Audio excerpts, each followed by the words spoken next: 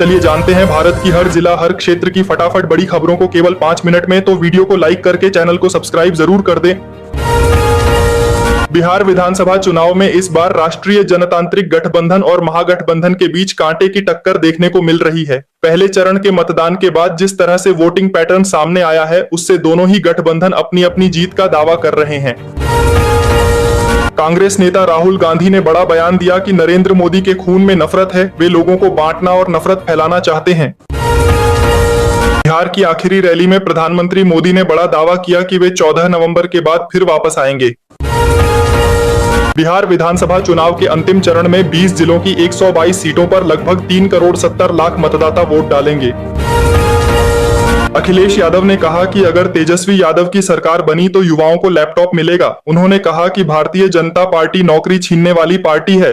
दिल्ली, मुंबई, पटना, लखनऊ और कोलकाता में LPG gas cylinder 5 से 5.5 रुपए सस्ता हुआ है, जिससे देश के लाखों उपभोक्ताओं को थोड़ी राहत मिली है।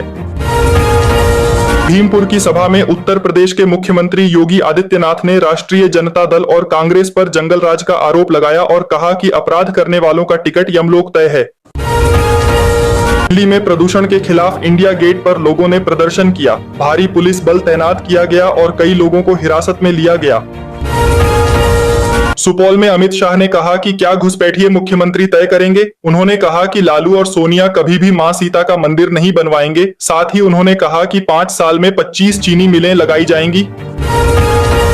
कांग्रेस सांसद राहुल गांधी मध्य प्रदेश के नर्मदापुरम जिले के पचमढ़ी में जारी कांग्रेस के प्रशिक्षण शिविर में 2 मिनट की देरी से पहुंचे तो उन्हें सजा के तौर पर 10 पुशअप लगाने पड़े। समाजवादी पार्टी के अध्यक्ष अखिलेश यादव ने भारतीय जनता पार्टी पर जमकर निशाना साधते हुए कहा कि भाजपा लोकतंत्र में नहीं, लूटतंत्र में विश्वास रखती है। अक्टूबर महीने में घरेलू वेज और नॉन वेज थाली में 17% और 12% सस्ती हुई, लेकिन खाने के तेल और एलपीजी के दामों ने राहत सीमित रखी। प्याज, टमाटर, आलू और दालों के सस्ते होने से थाली की लागत में बड़ी गिरावट दर्ज की गई। बिहार में मुख्यमंत्री योगी आदित्यनाथ ने कहा कि पंचर बनाने वाले आकर विकास को पंचर कर देंगे। उन्होंने कांग्रेस और राजद पर जोरदार हमले किए। केंद्रीय गृह मंत्री अमित शाह ने जनसभा में घोषणा की कि बिहार में 1,80,000 करोड़ रुपए का निवेश किया जाएगा। साथ ही 25 नई चीनी मिलें खोली जाएंगी, जिससे राज्य के किसानों को बड़ा लाभ मिलेगा। पाकिस्तान में डेंगू का प्रकोप तेजी से फैल रहा है। नवंबर महीने में 6,000 से ज्यादा मरीज मिले हैं। पाकिस्तान मेडिकल एसोसिएशन ने इस स्थिति के लिए सरकार को जिम्मेदार ठहराया है। हरियाणा में 25 लाख वोट चोरी का आरोप लगाते हुए राहुल गांधी ने कहा कि मोदी के खून में नफरत है, जबकि हमारे खून में मोहब्बत है। राहुल गांधी के वोट चोरी वाले आरोपों पर केंद्रीय गृह मंत्री अमित शाह ने पलटवार करते हुए कहा कि विपक्ष बिहार में घुसपैठिया कॉरिडोर बनाना चाहता है।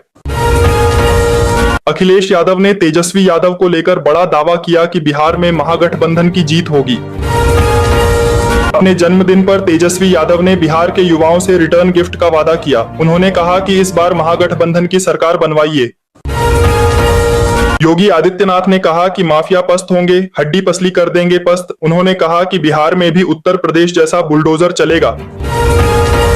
पीएम किसान सम्मान निधि योजना की 21वीं किस्त को लेकर जानकारी सामने आई है। पंजाब, हिमाचल प्रदेश, उत्तराखंड और जम्मू कश्मीर के किसानों के खातों में 2,000 रुपए की राशि ट्रांसफर की जा चुकी है।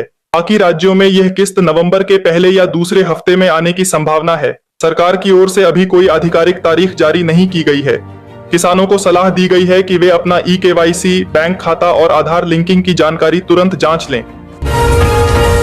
बिहार चुनाव के दूसरे चरण के मतदान में दलित वोटरों की भूमिका अहम रही। करीब 18% दलितों का प्रभाव 100 से ज्यादा सीटों पर देखा गया, जो नतीजों को सीधे प्रभावित कर सकते हैं। अंतिम चरण में भी दलित बिरादरी निर्णायक मानी जा रही है।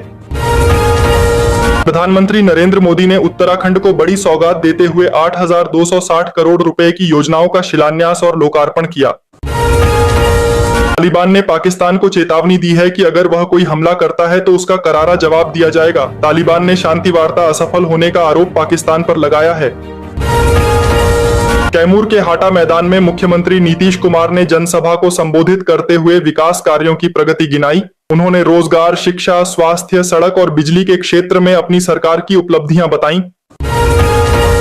दिल्ली में प्रदूषण के खिलाफ छात्रों के प्रदर्शन के दौरान राहुल गांधी ने कहा कि स्वच्छ हवा मांगने वालों पर हमला बंद किया जाए। रायपुर पहुंचे उत्तर प्रदेश के पूर्व मुख्यमंत्री और समाजवादी पार्टी के राष्ट्रीय अध्यक्ष अखिलेश यादव ने कहा कि बिहार अब बदलाव के साथ साथ एक नौजवान मुख्यमंत्री चुनने जा रहा है और वहां इंडिया गठबंधन की जीत तय है। तेजस्वी यादव ने कहा कि बदलाव निश्चित है, इसलिए अधिकारी फोन करने वाले का स्क्रीनशॉट तक हमें भेज रहे हैं। उन्होंने कहा कि ईमानदार अधिकारी बिना दबाव में आए संविधान सम्मत कर्तव्यों का निर्वहन करें। कर्नाटक सरकार ने आंतरिक आरक्षण तय करने के बाद लगभग 2,27,000 पदों पर भर्ती फिर शुरू करने की अनुमति दी है। राजस्थान कर्मचारी चयन बोर्ड लगभग 7,500 ग्रेड 3 शिक्षक पदों के लिए भर्ती करेगा। परीक्षा जनवरी 2026 में होगी और आवेदन प्रक्रिया नवंबर के पहले सप्ताह से शुरू होगी। चुनावी प्रचार पर विराम लग गया है। अब दूसरे चरण के लिए 11 नवंबर को 122 सीटों पर मतदान होगा। अमेरिका के पूर्व राष्ट्रपति डोनाल्ड ट्रंप ने टैरिफ नीति का बचाव करते हुए कहा कि टैरिफ के विरोधी मूर्ख हैं और जनता को $2,000 का डिविडेंड मिलेगा। पाकिस्तान के वित्त मंत्रालय ने पेट्रोल की कीमत ₹2.43 प्रति लीटर और डीजल की कीमत ₹3.02 प्रति लीटर बढ़ा दी है। मध्य प्रदेश में अब हर माह लाडली बहनों को 1,500 रुपए दिए जाएंगे। शासकीय भवनों में सोलर पैनल लगाने को लेकर मोहन सरकार की कैबिनेट ने मंजूरी दे दी है। उत्तर प्रदेश के मुख्यमंत्री योगी आदित्यनाथ ने गोरखपुर में जनता दर्शन के दौरान लोगों की समस्याएं सुनी। उन्होंने कहा कि जरूरतमंद को आवास मिलेगा और बेटियों की शादी में सरकार की ओर से आर्थिक मदद दी जाएगी। सुदूर समुद्र में चीन की नौसैनिक ताकत का नया प्रतीक बनने जा रहा है फुजियान। इसके चलते हिंद महासागर और अरब सागर में ड्रैगन की मौजूदगी और बढ़ जाएगी। दिल्ली में ठंड लगातार बढ़ रही है। मौसम विभाग के मुताबिक कल न्यूनतम तापमान 10 डिग्री तक पहुंच सकता है, जिससे राजधानी में कड़ाके की सर्दी पड़ने की संभावना है। सोना 1,987 रुपए बढ़कर 1,22,000 रुपए प्रति 10 ग्राम पर पहुंच गया है। इस साल सोने की कीमत में कुल 45,925 रुपए की बढ़ोतरी हुई है। वहीं चांदी में 2,700 रुपए की बढ़त दर्ज की गई और यह अब 1,51,000 रुपए प्रति किलो बिक रही है। अमेरिका में 40 हवाई अड्डों पर 2,000 उड़ानें रद्द करनी पड़ी हैं। सरकारी शटडाउन के कारण स्टाफ की भारी कमी हो गई है और कई कर्मचारी बिना वेतन के काम कर रहे हैं।